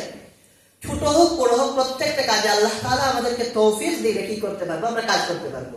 আর আল্লাহ তাআলা যদি তৌফিক না দেন, সুযোগ না দেন, আমাদের কোনো কাজের সুযোগ নাই। এজন্য আমরা যদি বিসমিল্লাহ বলি, এর অর্থ হচ্ছে আমরা আল্লাহর নাম নিচ্ছি এবং আল্লাহর কাছে আমরা সাহায্য চাইছি। এই আল্লাহ তাআলার কাছে সাহায্য যদি চাওয়া হয়, আল্লাহ রাব্বুল আলামিন কি করবেন? তার বান্দাদেরকে সাহায্য করার জন্য প্রস্তুত। এমন না যে আল্লাহ তাআলা দুনিয়ার মানুষের মতো, যে দুনিয়ার মানুষের কাছে চাইলে একবার দিবেন, অন্যবার বলবেন যে দিতে পারবো না। না, হাদিসের মধ্যে পাওয়া যায় যে বান্দা চাইতে দেরি, আল্লাহ তাআলা দিতে দেরি হয় না। এখন আমরা যখন বিসমিল্লাহির রহমানির রহিম বলে আমাদের কাজ শুরু করব, আল্লাহ রাব্বুল আলামিনের নুসরত আর সাহায্য এটা আমাদের উপর অটোমেটিক চলে আসবে এবং আমাদের কাজটা সহজ হয়ে যাবে। সবচেয়ে জরুরি বিষয় হচ্ছে যে এই বিসমিল্লাহ পড়ার দ্বারা আমরা নিজেদের অবস্থা, নিজেদের কন্ডিশন উপলব্ধি করতে পারবো। আমরা বুঝতে পারবো যে আমরা কি নই, শক্তিশালী নই, আমরা দুর্বল, আমরা পদে পদে আল্লাহ রাব্বুল আলামিনের উপর নির্ভরশীল। আমরা বুঝতে পারবো আমরা স্বাধীন নই, আমরা কি না, শয়তান যেভাবে তার যা ইচ্ছা তাই করে, আমরা এমন নই। আমরা ঈমানদার, আমরা মুসলমান। আমাদের কাজ আল্লাহর সন্তুষ্টির জন্য হতে হবে। এমন কোনো কাজ আমাদের দ্বারা হওয়া যাবে না যেটা আল্লাহ রাব্বুল আলামিনকে নারাজ করবে। এই বিসমিল্লাহির রহমানির রহিম বলার দ্বারা এটা আমাদের শিক্ষা হবে, আমরা অনুভব করতে পারবো এবং এর বদৌলতে প্রত্যেকটা কাজ আমাদের কি হয়ে যাবে? ইবাদত হয়ে যাবে। দেখেন, খাবার কাফেরও খায়, মুসলমানরাও খাবার গ্রহণ করে। পানি কাফেররাও পান করে, মুসলমানরাও পান করে। কিন্তু আমরা যদি বিসমিল্লাহ বলে খাবার গ্রহণ করি, আমাদের প্রত্যেকটা লুকমা হয়ে যাবে ইবাদত। আমরা যদি পানি পান করার সময় বিসমিল্লাহির রহমানির রহিম বলে পান করি, আমাদের প্রত্যেকটা পানির ঢোক এটা ইবাদত হবে, কারণ আল্লাহর নাম নিয়ে নিচ্ছি, আল্লাহ তাআলা এর মধ্যে বারাকা দান করবেন। এই জন্য কাজ তো সমানই, কিন্তু আল্লাহর নাম নেওয়ার কারণে আমাদের এই সাধারণ কাজ এটা আমাদের ইবাদতে পরিণত হয়ে যাবে, অন্যদের ক্ষেত্রে এটা হবে না। এই জন্য আল্লাহ তাআলা আমাদের অনুগ্রহ করে বিসমিল্লাহির রহমানির রহিমের মতো মহান একটা আয়াত দান করেছেন, মহান একটা নিয়ামত দান করেছেন। আমরা গাফলতের সাথে আমাদের জিন্দেগি কাটাই, কিন্তু চাইলেই আমরা আমাদের প্রত্যেকটা কাজ বিসমিল্লাহ বলে শুরু করতে পারি। এটা কিন্তু আমাদের খেয়াল করতে হবে। এই বিসমিল্লাহির রহমানির রহিম আল্লাহ তাআলা বিশেষভাবে উম্মতে মুহাম্মদীকে দিয়েছেন। ইমাম সুয়ুতী রাহমাতুল্লাহি আলাইহি যদিও তিনি লিখেছেন তার কিতাবের মধ্যে যে বিসমিল্লাহির রহমানির রহিম প্রত্যেকটা আসমানি কিতাবের মধ্যে ছিল, কিন্তু অনেক উলামায়ে কেরামের একটা বড় সংখ্যক দল বড় সংখ্যায় তারা বলেন যে বিসমিল্লাহির রহমানির রহিম এটা শুধু কুরআনে কারীমের আয়াত, এটা অন্য কোনো আসমানি কিতাবে ছিল না এবং এটা শুধু উম্মতে মুহাম্মদীকে দেওয়া হচ্ছে। এবং আরেকটা চমৎকার তথ্য আমরা জেনে রাখি, বিসমিল্লাহির রহমানির রহিম নাযিল হওয়ার আগে আল্লাহ রাসূল সাল্লাল্লাহু আলাইহি ওয়াসাল্লাম কোন ক্ষেত্রে যখন লেখার প্রয়োজন হতো তখন তিনি কি লিখতেন, বিসমিকা আল্লাহুম্মা। এরপরে বলা হয় যে যখন সূরা হুদের আয়াত নাযিল হয় বিসমিল্লাহি মাজরিহা ওয়া মুরসাহা, তখন তিনি বিসমিল্লাহ লিখতে শুরু করেন। এই হচ্ছে বিসমিল্লাহ বিষয়ে কিছু গুরুত্বপূর্ণ আলোচনা। আমরা হাদিসের মধ্যে বিসমিল্লাহ বিষয়ে অনেক ওয়াকিয়া, অনেক ঘটনা পাই যে বিসমিল্লাহ পড়ার দ্বারা মানুষের জিন্দেগিতে কত যে ফায়দা হয়েছে, কত যে পরিবর্তন হয়েছে। এক সাহাবী হযরত হুযায়ফা ইবনুল ইয়ামান রাদিয়াল্লাহু তাআলা আনহু, তিনি বলেন যে আমরা যখন রাসূলুল্লাহ সাল্লাল্লাহু আলাইহি ওয়াসাল্লামের সাথে বসে খাবার খেতাম তখন আমরা আল্লাহ রাসূল সাল্লাল্লাহু আলাইহি ওয়াসাল্লাম খাবারে হাত দেওয়ার আগে আমরা কি করতাম না, খাবারে হাত দিতাম না। তো একবার এমন হলো যে আমরা বসে আছি, আল্লাহ রাসূল সাল্লাল্লাহু আলাইহি ওয়াসাল্লাম খাবার শুরু করেন নাই, এমন অবস্থায় একজন দাসী সে দৌড়ে আসলো এবং খাবারের মধ্যে হাত দিতে চাইল। আল্লাহ রাসূল তার হাত এভাবে ধরে ফেললেন। এরপরে একটু পরে আবার আরেকজন গ্রাম্য মানুষ, বেদুইন ব্যক্তি দৌড়ে আসলো এবং কিছু না বলেই সরাসরি খাবারে হাত দিতে চাইল। আল্লাহ রাসূল আবার তার হাত ধরে ফেললেন এবং রাসূলুল্লাহ সাল্লাল্লাহু আলাইহি ওয়াসাল্লাম বললেন যে শয়তান তার খাবার সংগ্রহ করার জন্য এদেরকে পাঠিয়েছে। এরপরে বললেন যে আল্লাহর কসম তোমরা জেনে রাখো এই দুজনের হাতের সাথে শয়তানের হাতও আমার হাতের মধ্যে বন্দী। কি অর্থ? অর্থ হচ্ছে যে আগে আমরা শুনে যে হাদিস থেকে একটু আগে আলোচনায় যে খাবারের মধ্যে আল্লাহ রাব্বুল আলামিনের নাম নেওয়া হয় না ওই খাবার শয়তানের জন্য হালাল হয়ে যায়। এখন আল্লাহ রাসূল সাল্লাল্লাহু আলাইহি ওয়াসাল্লাম যখন খাবার শুরু করতেন বিসমিল্লাহ বলে শুরু করতেন, সাহাবায়ে কেরাম এই আমল করতেন। কিন্তু তাদের শুরু করার আগে ওই দাসী এবং ওই বেদুইন শুরু করে দিলে, বিসমিল্লাহ না করে শুরু করে দিলে শয়তানের জন্য এটা বৈধ হয়ে যেত এবং শয়তান এখানে অংশগ্রহণ করে ফেলত। রাসূলুল্লাহ সাল্লাল্লাহু আলাইহি ওয়াসাল্লাম বললেন যে আমি শয়তানকে আটকে দিয়েছি, সে আর এখানে আর অংশগ্রহণ করতে পারে না। একইভাবে অন্য এক ব্যাখ্যা পাওয়া যায়, অন্য এক ঘটনা পাওয়া যায়। তাফসীরে কাবীরের মধ্যে লিখেছেন যে একবার রোমের বাদশা হযরত ওমর রাদিয়াল্লাহু তাআলা শাসন আমলে চিঠি লিখলেন ওমর রাদিয়াল্লাহু তাআলার কাছে যে আমার সবসময় মাথা ব্যথা করে। চিঠি লিখেছেন কে? রোম দেশের বাদশা। তিনি বললেন আমার সবসময় মাথা ব্যথা করে, এর কোনো চিকিৎসা পাচ্ছি না, আপনি এই ব্যাপারে আমাকে একটু কি করেন, সাহায্য করেন। তখন হযরত ওমর রাদিয়াল্লাহু তাআলা একটা টুপি ওই বাদশার কাছে পাঠালেন এবং চিঠি লিখে দিলেন যে তুমি এই টুপিটা মাথায় পরলে তুমি আরাম পাবে, শিফা পাবে। ওই বাদশার অবস্থা হলো এমন, হযরত ওমর রাদিয়াল্লাহু তাআলার পাঠানো এই টুপিটা যখন সে পরতো তখন তার মাথা খুব শান্তি অনুভব করতো, মাথায় তার কোনো ব্যথা নাই। আর যখন সে টুপিটা খুলে ফেলতো তখনই তার মাথা ব্যথা শুরু হয়ে যেত। এভাবে অনেকদিন যাওয়ার পরে তার মনের মধ্যে কৌতূহল আসলো যে এই টুপির মধ্যে কি এমন রয়েছে। সে টুপিটা খুললো এবং টুপিটা খুলে দেখলো ভিতরের মধ্যে লেখা রয়েছে বিসমিল্লাহির রহমানির রহিম। একইভাবে তারিখের কিতাব, ইতিহাসের অনেকগুলা কিতাবের মধ্যে একটা ঘটনা পাওয়া যায় হযরত খালিদ ইবনে ওয়ালিদ রাদিয়াল্লাহু তাআলা আনহু সম্পর্কে। ইবনে আসাকির তার একটা ইতিহাসের কিতাব আছে তারিখে দিমাশক এর মধ্যে, এরপরে তাফসীরে কাবীরের মধ্যে এসেছে এই ঘটনা এবং ইবনে কাসির রাহমাতুল্লাহি আলাইহি আল বিদায়া ওয়ান নিহায়ার মধ্যে এই ঘটনা উল্লেখ করেছেন। হযরত খালিদ ইবনে ওয়ালিদ রাদিয়াল্লাহু তাআলা আনহু একবার হযরত আবু বকর রাদিয়াল্লাহু তাআলা আনহুর শাসনামলে তিনি কুফা, ইরাকের কাছাকাছি, ইরাকের যে কুফা শহর এর কাছাকাছি একটা শহর হীরা, ওই শহরের নাম হীরা। ইরাকের একটা শহর কুফা, এই কুফার কাছে একটা শহর আছে হীরা। ওই শহরে পৌঁছানোর পরে স্থানীয় মানুষেরা বিশ্বাস করলো না যে মুসলমানরা যে দাওয়াত দিচ্ছেন, দিন প্রচার করছে এটা সঠিক ধর্ম। তখন তারা পরীক্ষা করতে চাইলো এবং বললো যে তোমাদেরকে আমরা বিশ্বাস করি না। হযরত খালিদ ইবনে ওয়ালিদ রাদিয়াল্লাহু তাআলা বললেন যে কি করলে তোমরা বিশ্বাস করবে? তখন তারা বললো যে যদি তুমি সত্যি ধর্মের অনুসরণ হয়ে থাকো, তোমার দিন যদি সঠিক হয়ে থাকে, তবে তোমাকে আমরা বিষ দেব, তুমি এটা পান করে দেখাও। তিনি বলেন ঠিক আছে দাও, এবং এরপরে তাকে বিষ দেওয়া হলো। তিনি বিসমিল্লাহির রহমানির রহিম বলে পান করলেন এবং পান করার পরে এই বিষাক্ত বিষ তার কোনো ক্ষতি করলো না। তখন স্থানীয় মানুষেরা বললো যে এই যে দিন যারা নিয়ে এসেছেন আমাদের কাছে, এটা সত্যিকার দিন, সত্যিকার ধর্ম, কারণ বিসমিল্লাহর বদৌলতে কোনো ক্ষতি হয়নি। তো আমার ভাইরা, এই হচ্ছে মোটামুটি বিসমিল্লাহ সম্পর্কে কিছু আলোচনা। বিসমিল্লাহির রহমানির রহিমের মধ্যে আমরা কয়েকটা শব্দ পাই। একটা হচ্ছে বা, এটা হরফ, এরপরে ইসমুন শব্দ। ইসমুন শব্দের অর্থ হচ্ছে নাম। আমরা আরবি যারা কিছুটা জানি বুঝি, আমরা জানি যে ইসমুন শব্দের অর্থ হচ্ছে নাম। আর এরপরে হচ্ছে আল্লাহ শব্দ। এই লফজে আল্লাহ এটা হচ্ছে আল্লাহ রাব্বুল আলামিনের জাতি নাম বা মূল নাম। বাদ বাকি নাম হচ্ছে সিফাতি নাম। আল্লাহ তাআলার নাম দুই ধরনের, একটা হচ্ছে জাতি নাম মূল নাম, একটা হচ্ছে সিফাতি নাম। সিফাতি বলতে গুণবাচক নাম, আর এটা হচ্ছে আসল নাম। আল্লাহ রাব্বুল আলামিনের গুণবাচক নাম অনেক, যেমন আল্লাহ তাআলার এক নাম কাদির, আল্লাহ তাআলার এক নাম রহিম। এবার আল্লাহ রাব্বুল আলামিনের অনেকগুলা নাম রয়েছে, অনেকগুলো আমরা পড়ি তো অনেক সময়, ইয়া রহমান, ইয়া রহিম, ইয়া মালিক, ইয়া কুদ্দুস, ইয়া সালাম, ইয়া মুমিন, ইয়া মুহাইমিন। এই সবগুলো হচ্ছে আল্লাহ রাব্বুল আলামিনের সিফাতের গুণবাচক নাম। আর আল্লাহ রাব্বুল আলামিনের জাত বা মূল নাম হচ্ছে আল্লাহ, আল্লাহ, আল্লাহ। এবং কোরআনে কারীমের মধ্যে আল্লাহ রাব্বুল আলামিন তার এই গুণবাচক নয়, জাতি নাম যেটা আল্লাহ শব্দটি, এটি প্রায় 2360 বার উল্লেখ করেছেন। এবং সহিহ মুসলিম সহ বিশুদ্ধ হাদিসের কিতাবের মধ্যে এসেছে যে লা তাকুমুস সাআতু হাত্তা লা ইউকালা ফিল আরদি আল্লাহ, আল্লাহ। কিয়ামত সংগঠিত তখন হবে, এই হাদিসের অর্থ হচ্ছে যে কিয়ামত সংগঠিত হবে তখন যখন জমিনের মধ্যে আল্লাহ, আল্লাহ বলার মতো কেউ থাকবেন না। অন্যভাবে এর হাদিসটার অর্থ করা যায় যে কিয়ামত সংগঠিত হবে না, কিয়ামত হবেই না দুনিয়ার মধ্যে যতদিন এই জমিনের মধ্যে আল্লাহ, আল্লাহ বলার মতো কেউ থাকবে।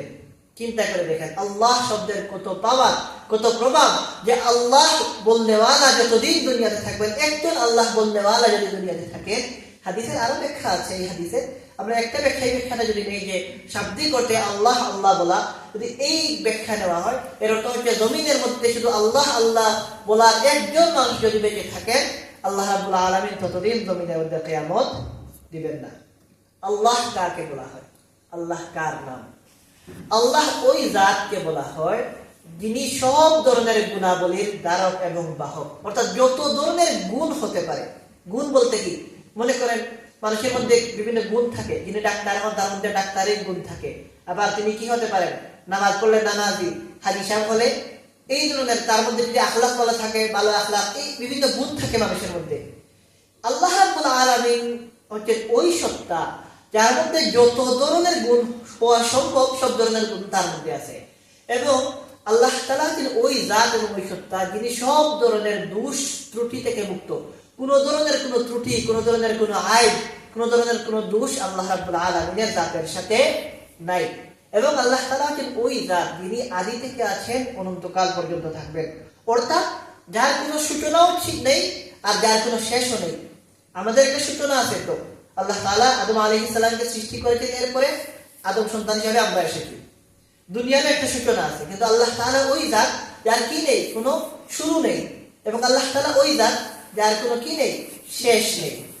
এই জন্য আল্লাহ, আল্লাহ তাআলার জাতি নাম। এবং উলামায়ে কেরামের মধ্যে থেকে অনেকেই এটা বলেন যে আল্লাহ শব্দটা হচ্ছে ইসমে আযম। ইসমে আযম কি অর্থ? ইসিম শব্দের অর্থ নাম, এটা আমরা জেনেছি।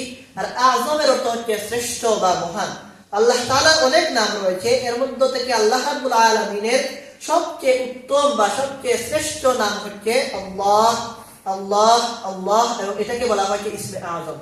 রাসূলুল্লাহ সাল্লাল্লাহু আলাইহি ওয়াসাল্লাম থেকে হাদিসে পাওয়া যায়, বলেছেন যে কোন ব্যক্তি যদি আল্লাহ রাব্বুল আলামিনের ইসমে আযম নিয়ে দোয়া করে, তো ওই ব্যক্তি যে দোয়া করবে ইসমে আযম নিয়ে, আল্লাহ তাআলা ওই দোয়া কবুল করবেন।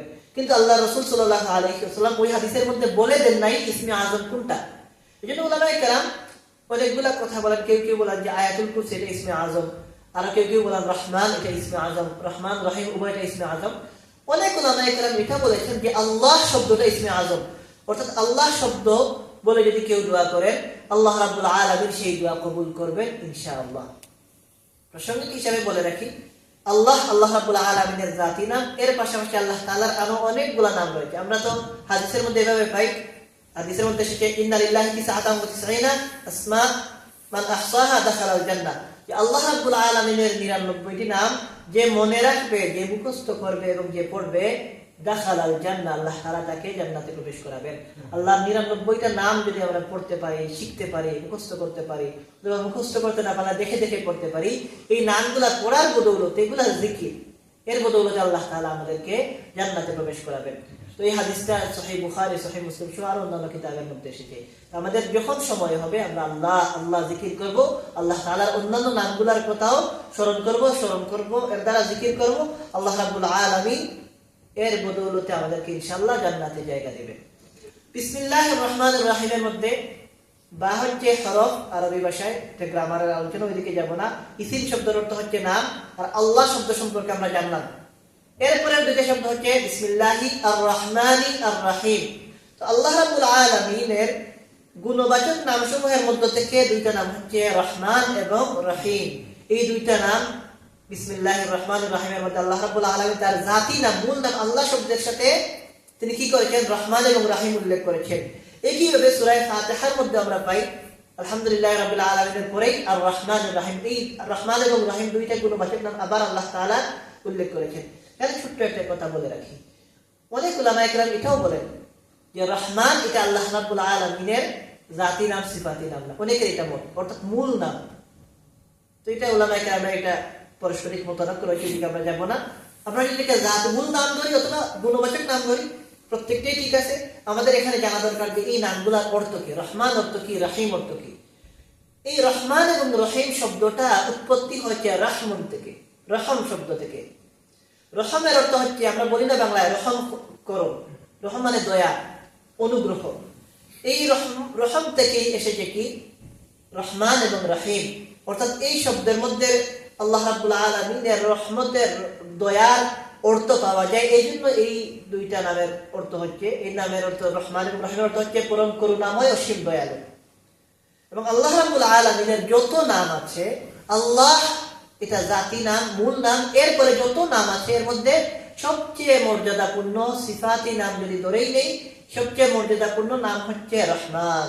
আল্লাহ রাব্বুল আলামিন কুরআনে কারীমের এক জায়গায় বলেন, কুলিদুল্লাহ আউদুর রহমান, হে রাসূল আপনি বলুন উদুল্লাহ, তোমরা আল্লাহকে ডাকো আল্লাহ হিসেবে অথবা রহমান হিসেবে। অর্থাৎ আল্লাহকে যদি আমরা আল্লাহ বলে ডাকি তাও ঠিক আছে, আমরা যদি রহমান বলে ডাকি তাও ঠিক আছে।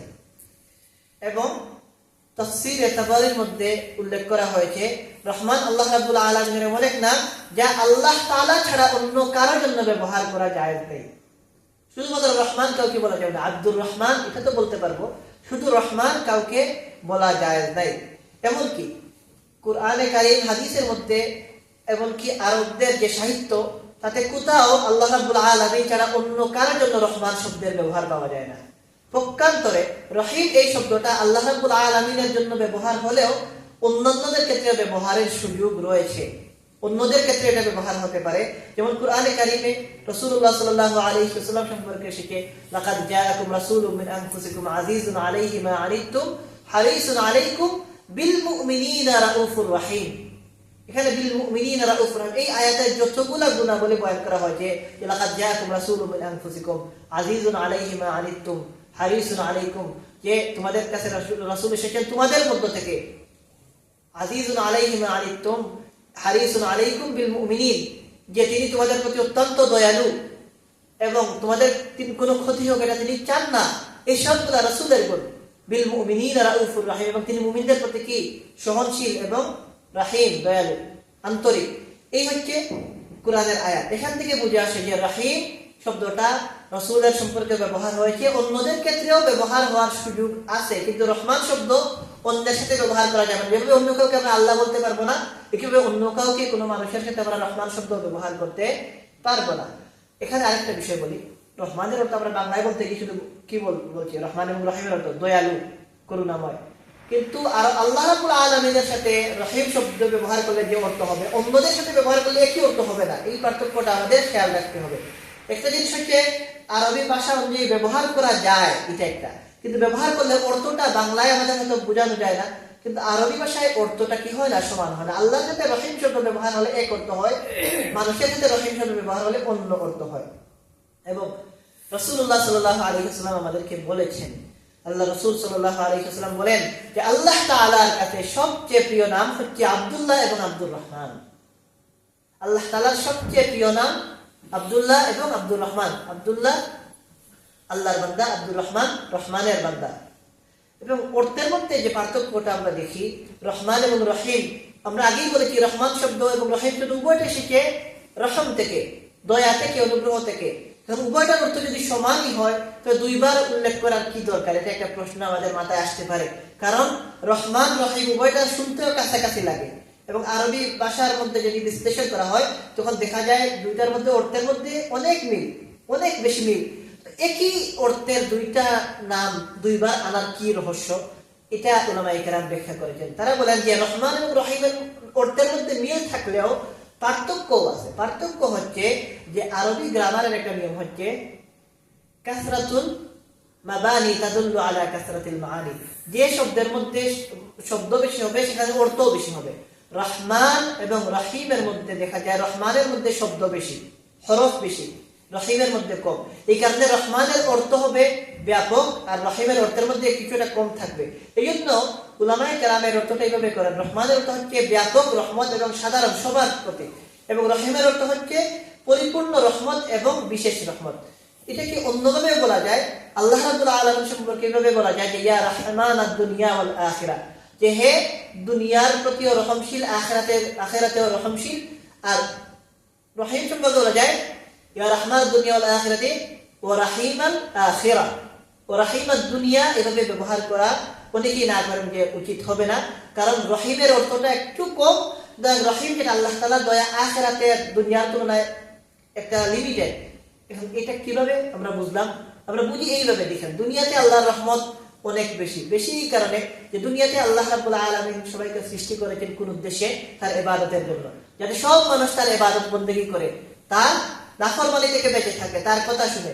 কিন্তু দুনিয়াতে সব মানুষ কি হয় না? আল্লাহর ইবাদত করে না, সব মানুষ ঈমান নিয়ে আসে না। বরং অনেক মানুষ আছে, বরং দুনিয়ার জনসংখ্যা হিসাব করলে মুসলমান যত এর চেয়ে বেশি কি অমুসলিম। বেশিরভাগ মানুষ দুনিয়াতে যারা কি আল্লাহর প্রতি বিশ্বাস রাখে না, নাফরমানি করে। এরপর আমরা কি কখনো শুনেছি যে অমুক জায়গায় মানুষ আল্লাহর প্রতি বিশ্বাস করে না, আল্লাহকে মানে না, এই জন্য আল্লাহ তাআলা আবহাওয়া বন্ধ করে দিছে? এটা তো হয় না। কোথাও কি আমরা শুনেছি এমন যে ওই জায়গার মানুষ আল্লাহর প্রতি ঈমান আনে নাই, এই জন্য আল্লাহ তাআলা দুনিয়াতে এদের সব রিজিক বন্ধ করে দিয়েছেন, এদের পানি বন্ধ করে দিয়েছেন? এমন হয়েছে? কোথাও হয় নাই। আল্লাহর নাফরমানি করা সত্ত্বেও দুনিয়াতে আল্লাহ রাব্বুল আলামিন প্রত্যেক মানুষকে কি দিচ্ছেন? তার রিজিক দিচ্ছেন, তার হায়াত সে সুন্দরভাবে দুনিয়ার হিসাবে পরিচালনা করে যাচ্ছে। আখিরাতে কেমন হবে? আখিরাতে এমন হবে না। আখিরাতের জিন্দেগিতে যারা আল্লাহর কথা শুনে দুনিয়া থেকে যাবেন, আল্লাহ তাআলা তাদেরকেই কি করবেন? আখিরাতে দয়া দেখাবেন, তাদেরকে আল্লাহ তাআলা কি করবেন? জান্নাতে জায়গা দিবেন। তো এই হিসাবে দেখা গেল দুনিয়াতে আল্লাহর রহমতটা ব্যাপক, দুনিয়াতে আল্লাহর রহমতটা বড় ধরনের, সবার প্রতি আল্লাহর রহমত, সাধারণ অর্থে সবার প্রতি এটা পাওয়া যাচ্ছে। আখিরাতে আল্লাহর রহমত এইভাবে হবে না, বরং আখিরাতে একটা বিশেষ ধরনের রহমত আল্লাহ তাআলা পক্ষ থেকে পাওয়া যাবে। আর এই বিশেষ রহমত কারা পাবেন? বিশেষ মানুষ। তো আমরা আশা করি এই বিষয়টা পরিষ্কার হয়েছে যে রহমান এবং রহিমের এই যে দুইটা শব্দ আনা, এর পিছনে রহস্য হচ্ছে যে রহমান এটা দুনিয়ার জন্য এবং আখিরাত উভয়ের ক্ষেত্রে ব্যবহার হয়, আর রহিম শুধুমাত্র আখিরাতের জন্য ব্যবহার করা যায়। এই কারণে আগে যেটা বললাম যে মানুষের নাম শুধুমাত্র রহমান রাখা এটা জায়েজ নয়, কারণ এটা আল্লাহ রাব্বুল আলামিনের মৌলিক নাম হতে পারে। সম্মানিত মুসল্লিয়ানে কেরাম, এখন ছোট্ট একটা প্রশ্ন আমাদের মাথায় আসতে পারে যে আল্লাহ তাআলার এত নাম, আমরা তো 99টা নাম জানি, এত নাম থাকা সত্ত্বেও আল্লাহ তাআলা কুরআন শুরু করলেন বিসমিল্লাহির রহমানির রহিম এই তিনটা নাম দিয়ে কেন? আল্লাহ, রহমান, রহিম দিয়ে কেন? এবং সূরা ফাতিহার মধ্যে আল্লাহ রাব্বুল আলামিন আবার শুরুতেই রহমান এবং রহিম এই দুইটা নাম কেন ব্যবহার করলেন? আল্লাহ তাআলা তো অন্য নাম ব্যবহার করতে পারতেন, মুমিন, মুহাইমিন, আরো অনেকগুলো নাম আছে না? আল্লাহ তাআলা তো অন্য যে কোনো নাম আনতে পারতেন। তো এই সবগুলা বাদ দিয়ে আল্লাহ তাআলা কেন বিসমিল্লাহির রহমানির রহিমের মধ্যে আল্লাহ, রহমান এবং রহিম এই তিনটা নামকে পছন্দ করলেন, বাছাই করলেন? এটা একটা প্রশ্ন আমাদের মাথায় আসতে পারে। কারণ যদি হতো এমন হতো যে আল্লাহ তাআলার নাম শুধুমাত্র তিনটা, তখন তো কোনো প্রশ্ন নাই। কিন্তু আল্লাহ তাআলার তো অনেকগুলো নাম আছে, এত নাম থাকতে এই তিনটা নামকে কেন আনা হলো? এর ব্যাখ্যা উলামায়ে কেরাম লিখেন, বড় চমৎকার আলোচনা এখানে উলামায়ে কেরাম করেছেন। বলেন যে মানুষের তিনটা অবস্থা হয়, মানুষের তিনটা অবস্থা হয়। একটা হচ্ছে দুনিয়াতে আসার আগে মানুষের কোনো অস্তিত্ব থাকে না, এই অস্তিত্বহীনতা থেকে অস্তিত্বের মধ্যে আসা একটা অবস্থা। এরপরে দুনিয়াতে মানুষ আসে, এটা হচ্ছে দ্বিতীয় অবস্থা। এবং দুনিয়াতে আসে কেন আসে? যাতে করে পরকালের জন্য প্রস্তুতি নিতে পারে। দুনিয়ার জিন্দেগিতে মানুষ বড় কষ্ট করে টিকে থাকে। এবং পরকালের জন্য তৈরি করে, আর সর্বশেষ অবস্থা হচ্ছে আখিরাত এবং পরকাল। এই তিন নাম দ্বারা আল্লাহ তাআলা মতো আমাদের এই তিন অবস্থার প্রতি ইঙ্গিত করেছেন। কিভাবে? ব্যাখ্যা হচ্ছে যে আমরা যে দুনিয়াতে আসি, দুনিয়াতে কোনো মানুষের জন্মগ্রহণ, দুনিয়াতে মানুষের আসা, এটা যে কারো পক্ষে সম্ভব না। যে কেউ এটা একমাত্র আল্লাহ তাআলা মানুষকে কি করতে পারেন? অস্তিত্বের মধ্যে নিয়ে আসতে পারেন, হায়াতকে দিতে পারেন, একমাত্র আল্লাহ তাআলা। তো এইটা ইলাহের গুণ। মানুষের জন্ম এটা একমাত্র আল্লাহর পক্ষ থেকে। আল্লাহ তাআলা যদি মানুষকে জন্ম গ্রহণের সুযোগ দেন, মানুষের জন্ম হয় পৃথিবীতে, নতুবা আর কেউ এটা করতে পারবে না। তো এটা ইলাহের গুণ। এই জন্য আল্লাহ শব্দের মধ্যে এই ইঙ্গিত পাওয়া যায় যে তোমরা দুনিয়াতে ছিলে না, ওইখান থেকে আল্লাহ তাআলা তোমাদেরকে এই দুনিয়াতে এনেছেন, অস্তিত্ব দিয়েছেন। এরপরে দুনিয়ার জিন্দেগি হচ্ছে মানুষের মধ্যম অবস্থা, এটা হচ্ছে পরীক্ষার জায়গা। এই দুনিয়ার সম্পর্কে বলা হয় দুনিয়া আর দুনিয়া দারুল ইমতিহান, দুনিয়া পরীক্ষার জায়গা। হাদিসের মধ্যে এসেছে আদ-দুনিয়া সিজনুল মুমিনি ওয়া জান্নাতুল কাফির, যে দুনিয়া হচ্ছে মুমিনের জন্য কারাগার, জেলের মতো, আর কাফিরের জন্য দুনিয়া সিজনুল মুমিনি ওয়া জান্নাতুল কাফির, কাফিরের জন্য জান্নাতের মতো। এখন বোঝা গেল দুনিয়ার জিন্দেগিতে প্রকৃত মুমিন যারা হবে এদেরকে কষ্ট করতে হবে, এদেরকে কষ্ট সহ্য করতে হবে, বিপদ আপদের মুখোমুখি হতে হবে। এবং শয়তান এবং নফস তো আছেই আমাদের দুশমন। দুনিয়াতে সবসময় শয়তান আমাদের চায় কি করতে? পথভ্রষ্ট করে দিতে। দুনিয়াতে সবসময় আমাদের শয়তান চায় আল্লাহর কাছ থেকে দূরে সরিয়ে নিয়ে যেতে, যাতে করে আমরা আখিরাতকে বরবাদ করে দিতে পারি। এবং আমাদের নফস এটাও আমাদের ধোঁকা দেয়। তো দুনিয়ার জিন্দগিতে সহজ বিষয় না। এই দুনিয়ার জিন্দগিতে আমাদের আল্লাহ রাব্বুল আলামিনের রহমত দরকার পদে পদে। আল্লাহর রহমত না থাকলে আমরা মুহূর্তের মধ্যে শয়তানের ধোঁকায় পড়ে যাব, নফসের ধোঁকায় পড়ে যাব এবং বিপদগামী হয়ে যাব। তো রহমানের অর্থ হচ্ছে ব্যাপক রহমত। আগে যেটা বললাম যে সাধারণ অর্থে আল্লাহর রহমত, তো এই রহমান নামের থেকে এটা ইঙ্গিত পাই যে এই মধ্যম যে জিন্দেগি, দুনিয়ার জিন্দেগি, এই জিন্দেগিতে আল্লাহ রাব্বুল আলামিনের রহমানের উসিলায় আমরা যেটা বেঁচে থাকি, আল্লাহর রহমত যদি আমাদের উপর থাকে, এতে আমাদের এই দুনিয়ার জিন্দেগিতে চলাফেরা সহজ হবে এবং আখিরাতের জন্য তৈয়ার হতে পারবো। আর রহিম শব্দ যেটা তো আগেই বললাম যে এটা বিশেষ রহমত, যেটা শুধুমাত্র আখিরাতেই পাওয়া যায়। তো এখানে আল্লাহ, রহমান, রহিম এই তিনটা নাম উল্লেখ করা দ্বারা মূলত আল্লাহ তাআলা আমাদের তিনটা জিন্দেগির কথা বর্ণনা করছেন বলে উলামায়ে কেরাম কি করেন? ব্যাখ্যা করেন। সম্মানিত মুসল্লিয়ানে কেরাম, এই হচ্ছে বিসমিল্লাহির রহমানির রহিম সম্পর্কে মোটামুটি কিছু আলোচনা। আরো আলোচনা উলামায়ে কেরাম তাফসীর পড়লে দেখা যায় আরো বিস্তারিত আলোচনা করেছেন। শুধু বিসমিল্লাহির রহমানির রহিমের উপর শত শত পৃষ্ঠা লেখা হয়েছে, কিন্তু আমাদের আসলে এত লম্বা আলোচনায় যাওয়ার প্রয়োজন নাই। গুরুত্বপূর্ণ যেগুলো মনে হয় আমি এগুলো বাছাই করেছিলাম। আমরা এখন আল্লাহ তাআলার নাম নিয়ে সরাসরি কোরআনে কারীমের আলোচনা শুরু করি। কোরআনে কারীমের যে প্রথম সূরা, সূরা ফাতিহা, সূরা ফাতিহার প্রথম আয়াত হচ্ছে আলহামদুলিল্লাহি রাব্বিল আলামিন। কি অর্থ? যে সমস্ত প্রশংসা আল্লাহ রাব্বুল আলামিনের জন্য, যিনি বিশ্ব জগতের প্রতিপালক, মালিক। এখানে প্রথম শব্দ হচ্ছে হামদ, আলহামদু। হামদ শব্দের অর্থ হচ্ছে প্রশংসা। আর যখন এই শব্দটা আল্লাহ রাব্বুল আলামিনের সম্পর্কে ব্যবহার হয়, তখন হচ্ছে যাবতীয় প্রশংসা। বিসমিল্লাহ আলহামদুলিল্লাহর অর্থ ব্যবহার করতে হবে যে সমস্ত প্রশংসা আল্লাহ রাব্বুল আলামিন। শুধুমাত্র প্রশংসা না, শুধু প্রশংসা তো যে কারো হতে পারে, সব প্রশংসা, যত প্রশংসা হতে পারে সমস্ত প্রশংসা, এটা আল্লাহ তাআলার সাথে আলহামদু ব্যবহার হলে এই অর্থ হবে। তখন অর্থ হবে সমস্ত প্রশংসা আল্লাহর জন্য, যিনি বিশ্ব জগতের প্রতিপালক।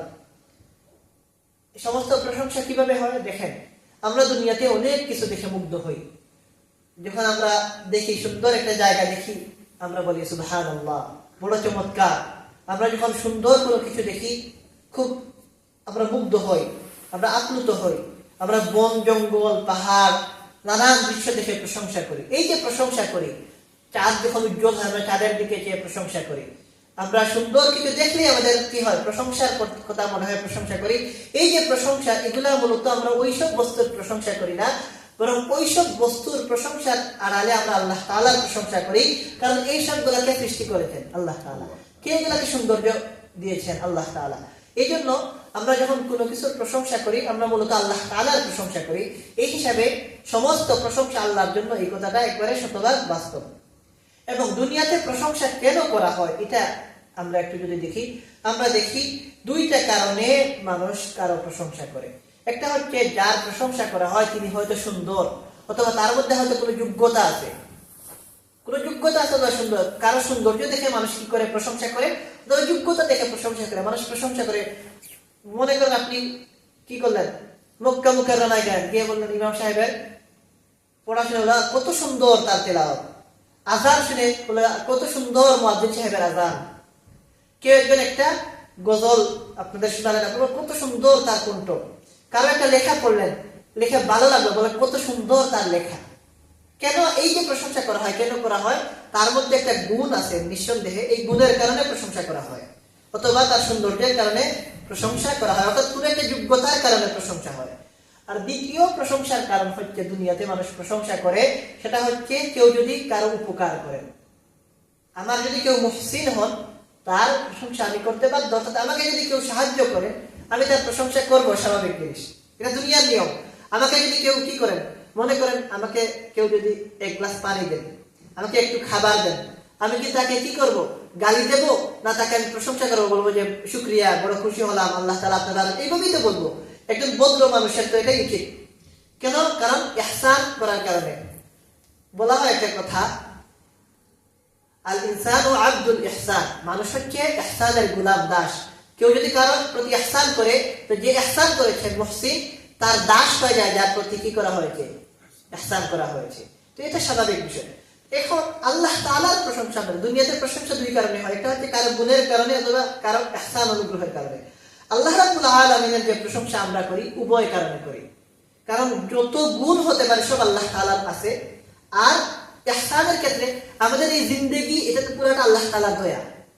আমরা আল্লাহ তাআলা দয়া না করলে আমরা কি দুনিয়াতে আসতে পারতাম? সম্ভব ছিল? আল্লাহ তাআলা আমাদের দয়া করেছেন, এই জন্য আমরা কি করেছি, দুনিয়াতে আসতে পেরেছি। আল্লাহ তাআলা আমাদের দয়া করেছেন, এই জন্য আমরা হায়াত পেয়েছি। আল্লাহ তাআলা আমাদের দয়া করেছেন, আমরা ঈমান পেয়েছি। আল্লাহ তাআলা আমাদের দয়া করেছেন, আমরা মা বাবা পেয়েছি। এবং আল্লাহ তাআলা আমাদের দয়া করেছেন, আমাদের মধ্যে আল্লাহ তাআলা দ্বীনের বুঝ দিয়েছেন। এগুলো সব আল্লাহর ইহসান আর অনুগ্রহ। কেউ কি আমরা বলতে পারবো যে আমি আমার নিজের যোগ্যতায় মুসলমান হয়েছি, নিজের যোগ্যতায় মানুষ হয়েছি, নিজের যোগ্যতায় আমি দিনদার হয়েছি? কোনোটাই না। একটাও কোনো আমাদের এই দাবি যদি কেউ করি, সব ভ্রান্ত, ভুয়া। বরং প্রত্যেকটাই আল্লাহ তাআলার ইহসান আর অনুগ্রহ। সুতরাং আল্লাহর অনুগ্রহ, ইহসান আমাদের প্রতিও যেমন, একইভাবে সব ধরনের গুণাবলীও আল্লাহ রাব্বুল আলামিনের মধ্যে রয়েছে। এই কারণে আল্লাহ রাব্বুল আলামিন সবচেয়ে বেশি প্রশংসার উপযুক্ত।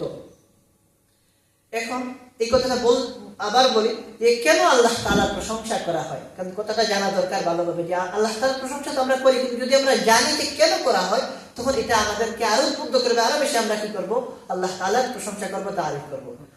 আল্লাহ তাআলা, আল্লাহ কাকে বলা হয়? আল্লাহ তো ওই সত্তাকে বলা হয় যিনি কি সদা থেকে আছেন, সর্বদা থাকবেন। এমন ওই ওয়াজিবুল বুজুদ, যার মধ্যে সব গুণাবলী পাওয়া যায়, সব ধরনের দোষ ত্রুটি থেকে মুক্ত।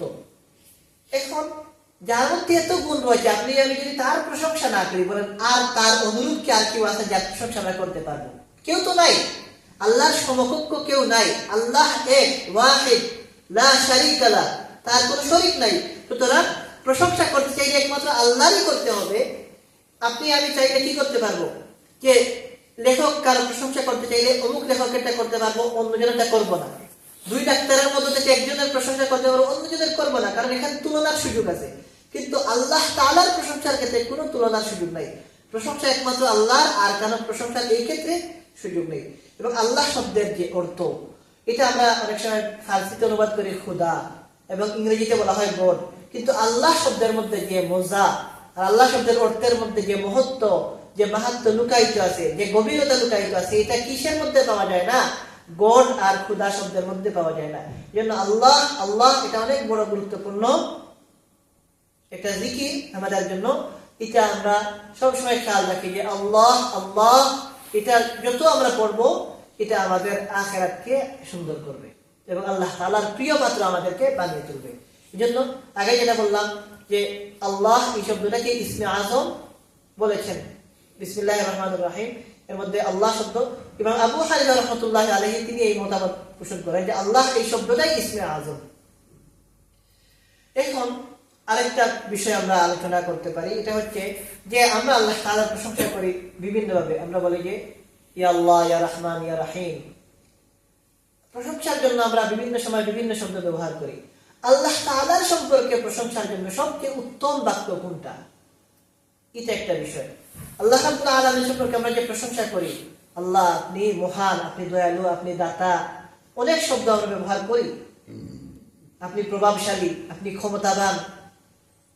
এই ক্ষেত্রে আল্লাহ তাআলা সম্পর্কে আমরা যদি এটা চিন্তা করি না যে কোন শব্দটা সবচেয়ে উত্তম হবে বা কোনটা আমাদের করা উচিত, বা আমরা নিজেরা নিজেদের মন মতো বানিয়ে নিয়ে করতে পারি কিনা না, এই ক্ষেত্রে দেখেন আমরা নিজেরা নিজেদের মন মতো কোনো কিছু বানানোর দরকারই নাই। কারণ আল্লাহ তাআলা নিজেই কি করেছেন, তার প্রশংসার জন্য যেটা বলেছেন ওইটাই সবচেয়ে উত্তম। আর সবচেয়ে প্রশংসার জন্য আল্লাহ তাআলা কুরআন শুরু করেছেন আলহামদুলিল্লাহ রাব্বিল আলামিন বলে। আল্লাহ তাআলা নিজের সম্পর্কে যেটা বলেছেন এর চাইতে আমরা মাথায় আসতে পারে যে আলহামদুলিল্লাহ চাইতে যদি উত্তম কোনো কিছু থাকে ওইটা আমি করি, তাই চিন্তা আসতেও তো পারে যে প্রশংসা যখন করবো আরো ভালোটা করি। সবচেয়ে ভালো কোনটা, যেটা আল্লাহ তাআলা তার সম্পর্কে বলেছেন ওইটাই সবচেয়ে ভালো। এটা কেন বললাম, রাসূলুল্লাহ সাল্লাল্লাহু আলাইহি ওয়াসাল্লাম নিজে বলেছেন যে লা উহসি সানাআন আলাইক, যে আল্লাহ আমরা আপনার প্রশংসা গুণে শেষ করতে পারবো না। লা উহসি সানাআন আলাইক আনতা কামা আসতাইতা আলা নাফসিক, আপনার প্রশংসা আমরা ওইভাবেই করি যেভাবে আপনি করেছেন, আপনি ঠিক করে দিয়েছেন যেভাবে কোরআন ওইভাবে আমরা করি। এটা আমাদের নিজের মন মতো করার কোনো দরকার নাই। এরকম প্রশ্ন আসতে পারে, আমাদের হয়তো আসে না, কিন্তু আরো কত পণ্ডিত আসতেও পারে যে বলতে পারে যে আমরা আল্লাহ প্রশংসা করার জন্য দেখি এর চেয়ে চমৎকার কিছু পাই কিনা, নিজেদের জ্ঞান দেখানোর জন্য। তো রাসূলুল্লাহ সাল্লাল্লাহু আলাইহি ওয়াসাল্লাম এটা বলে দিয়েছেন, আবু দাউদ শরীফের হাদিস, রাসূলুল্লাহ বলেন যে লা উহসি সানাআন আলাইক, আপনার প্রশংসা আমরা গণনা করে শেষ করতে পারবো না। আনতা কামা আসনাইতা আলা নাফসিক, আল্লাহ আপনার প্রশংসার জন্য আপনি যেটা ঠিক করে দিয়েছেন ওইটাই আপনার জন্য সঠিক। এজন্য আমরা আল্লাহ তাআলা যা বলেছেন ওইটাই আমরা করব। এবং আল্লাহ রাব্বুল আলামিন সম্পর্কে আলহামদুলিল্লাহ সম্পর্কে আলোচনা করছিলাম। হাদিসের মধ্যে এসেছে, তিরমিজি নাসাই শরীফের হাদিস, রাসূলুল্লাহ সাল্লাল্লাহু আলাইহি ওয়াসাল্লাম বলেন যে আফদালুয যিকরি লা ইলাহা ইল্লাল্লাহ, সবচেয়ে উত্তম জিকির হচ্ছে লা ইলাহা ইল্লাল্লাহ, ওয়া আফদালুদ দুআই আলহামদুলিল্লাহ, সবচেয়ে উত্তম দোয়া হচ্ছে আলহামদুলিল্লাহ। আলহামদুলিল্লাহ সূরা ফাতিহার প্রথম শব্দ, এটা সম্পর্কে হাদিসে এসেছে সবচেয়ে উত্তম দোয়া আলহামদুলিল্লাহ। এবং অন্য হাদিসের মধ্যে রাসূলুল্লাহ সাল্লাল্লাহু আলাইহি ওয়াসাল্লাম বলেছেন যে আলহামদুলিল্লাহ তামলাউল মিজান, মিজানের পাল্লা আলহামদুলিল্লাহ পূর্ণ করে দিবে। ছোট্ট একটা বাক্য আলহামদুলিল্লাহ, কত সময় লাগে, 1 সেকেন্ডের মধ্যে 2 বার বলা যাবে, কিন্তু রাসূলুল্লাহ সাল্লাল্লাহু আলাইহি ওয়াসাল্লাম বলেন আলহামদুলিল্লাহ তামলাউল মিজান, মিজানের পাল্লাকে আলহামদুলিল্লাহ পূর্ণ করে দিবে। জন্য এটা একটা সুযোগ, আমাদের একটা লটারি বলতে পারি আমাদের, যে আমরা সব সময় আমরা কি করতে পারি, আল্লাহর জিকির করতে পারি, আলহামদুলিল্লাহ বলতে পারি। আমরা হাঁটছি আলহামদুলিল্লাহ বলতে পারি, বসে আছি আলহামদুলিল্লাহ বলতে পারি, গাড়ি দিয়ে যাচ্ছি আলহামদুলিল্লাহ বলতে পারি, বৈঠকের মধ্যে আছে একজন কথা বলছে সময় আছে বলতে পারি, মিটিং এর ফাঁকে থাকে আলহামদুলিল্লাহ বলতে পারি, কারোর জন্য অপেক্ষা করছে আলহামদুলিল্লাহ বলতে পারি। এগুলোর জন্য কি হয় না, সময়ের দরকার হয় না। নামাজের জন্য যেভাবে ওয়াক্তের দরকার হয়, রোজার জন্য যেভাবে নির্ধারিত মাসের দরকার হয়, আল্লাহর জিকিরের জন্য কি হয় না, সময়ের দরকার হয় না। আমি আপনি যে কোনো সময় কি করতে পারি, আল্লাহ তাআলার জিকির করতে পারি, আলহামদুলিল্লাহ বলতে পারি। আর আলহামদুলিল্লাহ ছোট্ট বাক্য, এটা কি করে দেখেন, রাসূলুল্লাহ বলেছেন মিজানের পাল্লাকে আলহামদুলিল্লাহ ভারী করে দিবে। আল্লাহ রাব্বুল আলামিন আমাদেরকে তৌফিক দান করুন, আমরা যেন বারবার আল্লাহ জিকির করতে পারি।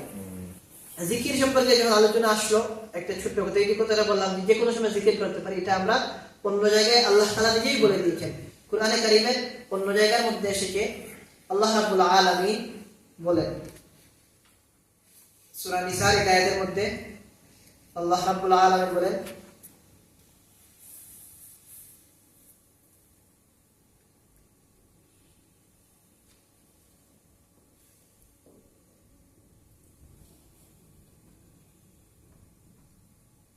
فإذا قضيتم الصلاة فاذكروا الله قياما وقعودا وعلى جنوبكم, যখন তোমরা নামাজ শেষ করে ফেলবে। এটা ছিল সালাতুল খাউফ সম্পর্কিত একটা আলোচনা, জিহাদের ময়দানে কিভাবে নামাজ পড়তে হবে, এটা বিশেষ একটা পদ্ধতির নামাজ। এরপরে আল্লাহ তাআলা বলেন ফাযকুরুল্লাহ কিয়ামান ওয়া কুউদা, যখন তোমাদের নামাজ শেষ হয়ে যাবে তখন তোমরা স্মরণ করো আল্লাহকে দাঁড়ানো অবস্থায়, ও কুউদান বসা অবস্থায়, ও আলা জুনুবিহিম এবং শোয়া অবস্থায়। এই আয়াতের মধ্যে মুফাসসিরিনে কেরাম বলেন যে নামাজ পড়ার জন্য বিশেষ অবস্থার দরকার হয়, বিশেষ সময়ের দরকার হয়, কিন্তু জিকিরের জন্য সময়ের দরকার হয় না। এবং আল্লাহ তাআলা প্রত্যেকটা জিনিসের অল্টারনেটিভ দিয়েছেন। আমি যদি নামাজ পড়তে না পারি, কাজা করার সুযোগ আছে, এবং এই জন্য আল্লাহ তাআলা ব্যবস্থা বলে দিয়েছেন, এবং এরপরে তওবা করার সুযোগ আছে। রোজা রাখতে না পারলে ফিদিয়া, কাফারা, বিভিন্ন বিকল্প পন্থা আছে। জিকিরের কোনো বিকল্প পন্থা দেওয়া হয় নাই। জিকির আপনি সব সময় করতে পারি, এমনকি বিছানায় শুয়ে থাকলেও জিকির করতে পারি। আর আলহামদুলিল্লাহ হচ্ছে একটা আল্লাহর জিকির। আল্লাহ তাআলা আমাদেরকে তৌফিক দান করুন, আমরা যেন সবসময় আল্লাহর জিকির করতে পারি। এই দুইটা শব্দ বলে ইনশাআল্লাহ আলোচনা শেষ করবো। আলহামদুলিল্লাহ রাব্বিল আলামিনের মধ্যে আরো দুইটা শব্দ পাই আমরা, রব এবং আলামিন। রব শব্দের অর্থ হচ্ছে পালন কর্তা। রব শব্দের অর্থ পালন কর্তা। এটা আল্লাহ রাব্বুল আলামিনের একটা চমৎকার নাম, সুন্দর নামের মধ্যে থেকে একটা নাম হচ্ছে রব্বুল। এবং এর অর্থ হচ্ছে প্রত্যেক জিনিসকে সৃষ্টি করে তার প্রয়োজনীয় উপাদান প্রদান করা এবং তাকে পরিপূর্ণতা দান করা, এই হচ্ছে রবের কাজ। এই রব শব্দটা এসেছে তার বিয়া থেকে। আমরা অনেক সময় বলি তার বিয়া শব্দটা অনেক ক্ষেত্রে ব্যবহার হয়। তার বিয়ার ব্যাখ্যা এইভাবে উলামায়ে কেরাম করেন যে, মনে করেন আপনি একটা গাছ কোথাও রোপণ করলেন, এই গাছটা যদি আপনি মাটির মধ্যে রোপণ করেন, একটা বীজ, তাহলে গাছ হয়। এটা এমন হবে না যে আপনি রোপণ করছেন একটা গাছের চারা আর এমনি এটা গাছ হয়ে যাবে না। এটাকে আপনার কি করতে হবে? এটাকে আপনার পানি ডালতে হবে, এবং বৃষ্টি হলে এটাকে আপনার ডেকে রাখতে হবে অনেক সময়, এবং ওইটাকে আপনার সুন্দর করে জায়গা মতো রাখতে হবে, এবং কোনো কিছু যাতে তার ক্ষতি না করে এই জন্য এটাকে আপনার পরিচর্যা করতে হবে। অনেক ক্ষেত্রে এটাকে আপনার বাধাই করে রাখতে হবে। এইভাবে যখন আপনি একটা গাছকে কি করবেন, পরিচর্যা করবেন, সুন্দর করে যত্ন করে বড় করবেন, তখন এই গাছ থেকে আপনার ফল পাওয়ার কি থাকবে, আশা থাকবে। এই যে ছোট থেকে ধীরে ধীরে ধীরে ধীরে বড় করে তোলে, এটাকে বলা হয় তারবিয়াত। এখন আমাদের জিন্দেগিতে আসে, আমরা যখন জন্মগ্রহণ করি তখন আমরা কি কথাই বলতে পারতাম না, আমরা একবারে অন্যের উপর নির্ভরশীল ছিলাম। এই যে আজকে একবারে জন্ম থেকে নিয়ে আমরা আমাদের এই জিন্দেগি এই পর্যন্ত এসেছি, এই পর্যন্ত আসার পিছনে কার অবদান? আল্লাহ রাব্বুল আলামিনের। কার ইহসান? আল্লাহ রাব্বুল আলামিনের।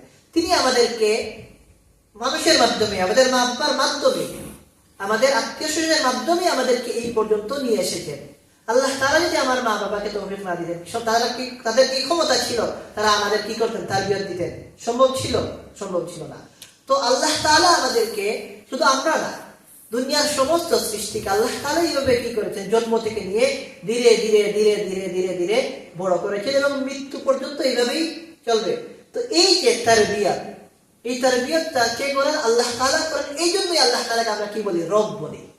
আলহামদুলিল্লাহ রাব্বিল আলামিন। রব বলে স্বীকার কেন করি?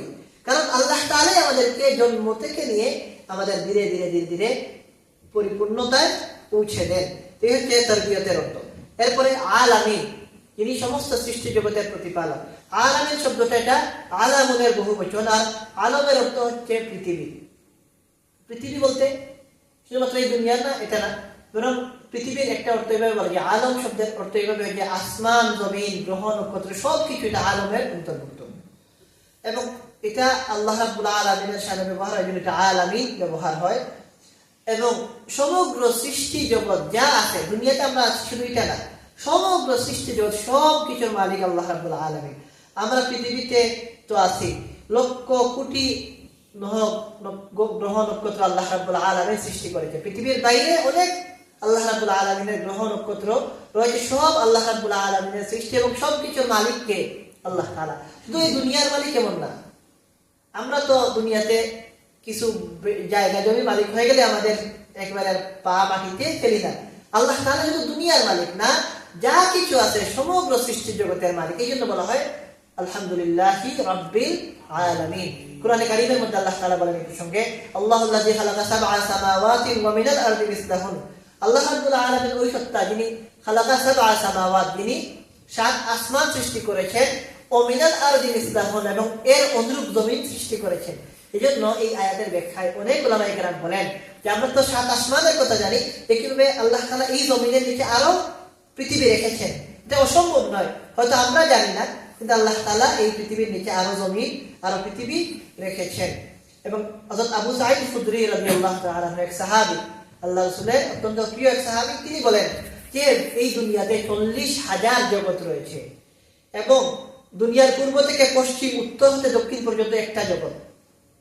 কি অর্থ? আমরা এই যে দুনিয়াতে আছি, এই দুনিয়ার পূর্ব থেকে পশ্চিম, উত্তর থেকে দক্ষিণ, এটা হচ্ছে একটা জগৎ। আবু সাঈদ খুদরী রাদিয়াল্লাহু তাআলা এর বর্ণনা অনুযায়ী আল্লাহ তাআলা এইভাবে দুনিয়াতে 40,000 জগৎ রেখেছেন, এবং সবগুলা খালিক এবং মালিক আল্লাহ তাআলা। কেউ কেউ এটা বলেন, অনেক মানুষ এটা বলে, বিজ্ঞানীরা এটা বলেন যে মহাশূন্যের মধ্যে বায়ু নেই, সুতরাং এখানে কেউ বাঁচতে পারে না। ইমাম রাজি রহমতুল্লাহ আলাইহি, ফখরুদ্দিন রাজি রহমতুল্লাহ আলাইহি, তিনি এই কথাটা প্রত্যাখ্যান করেন এবং তিনি বলেন এই দাবিটা ঠিক নয়। আমরা অন্যান্য মহাকাশে যে মানুষ বাঁচতে পারে না, বিজ্ঞানীরা বলে এই কথাটার সাথে একমত এই জন্য যে দুনিয়ার সব, আমরা এই দুনিয়ার নিয়ম একটা, এখানে আমাদের বেঁচে থাকার জন্য আবহাওয়ার দরকার।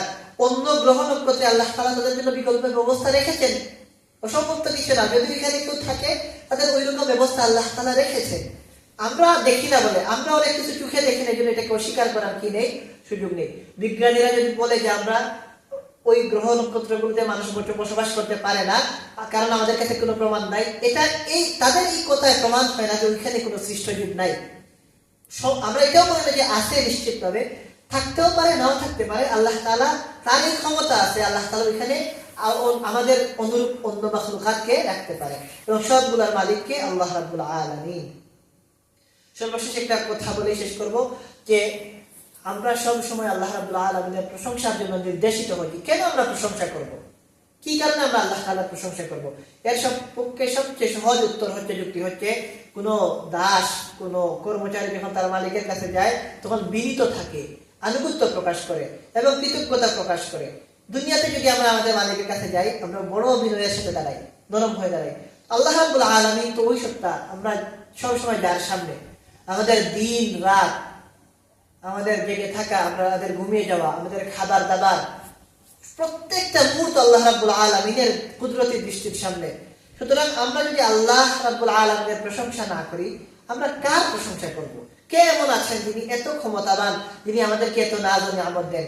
এজন্য আমরা যখন নামাজে দাঁড়াই সূরা ফাতিহা পড়ি, সবসময় পড়ি কেন? কারণ সূরা ফাতিহার মধ্যে আল্লাহ তাআলার প্রশংসা।